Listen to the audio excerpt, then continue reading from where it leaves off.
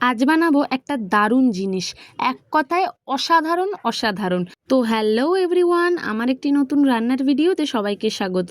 তো আজ বানাবো মাছের তেলের বড়া। দেখতেই পাচ্ছ মাছের তেলগুলো ছোট ছোট করে কুচিয়ে নিয়েছি, তার মধ্যে তেল পটকা টটকা অনেক কিছুই আছে।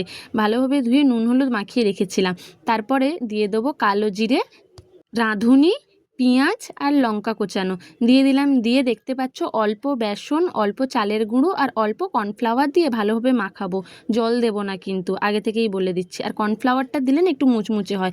আর বেশি কিন্তু বেসন দিও না, বেশি বেসন দিলে না সেই শক্ত মতন বড়াটা হয়ে যায়, একদমই ভালো লাগে না। যদি দেওয়ার হয় একটু বেশি করে চালের গুঁড়ি দিতে পারো।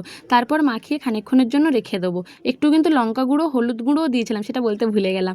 যাই হোক, ভালোভাবে মাখিয়ে টাখিয়ে নিয়ে এবার ফ্রাইং প্যানটা বসিয়ে দিলাম। তারপরে সর্ষের তেল দিয়ে দিলাম।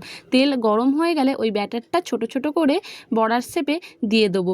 দিয়ে ভালোভাবে যখন একটা পিঠ লাল হয়ে আসবে আর একটা পিঠ উল্টাতে হবে। সব থেকে বড় কাজ, দেখতেই পাচ্ছ আমি খুন্তি দিয়ে আর উল্টাতে পারছি না, তাই জন্য চামচ নিয়ে হাতে লেগে পড়েছি। ভালোভাবে উল্টে পাল্টে দিলাম। দিয়ে আবার খানিকক্ষণের জন্য একটু ভালোভাবে ভাজবো। যখন ভাজা হয়ে যাবে একটু খুন্তি দিয়ে চেপে দেবো। খুন্তি দিয়ে চাপলে না হয় না, তার জন্য একটা বাটি নিয়ে ভালোভাবে চেপে দেবো, যাতে ভিতরেরগুলো ভালোভাবে ভাজা হয়ে যায়। এরকমভাবে কিন্তু মা বলেছিল। আগে কিন্তু কোনোদিনও আমি বাড়িতে এটা করিনি, একজনের বাড়িতে খেয়েছিলাম।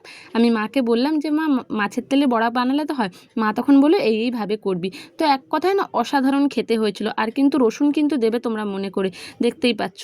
তারপরে এইটুকু বেঁচেছিল, এইটুকু একটু বেশি বেশি করে দিয়ে হাত দিয়ে একটু চেপে চেপে দিচ্ছিলাম।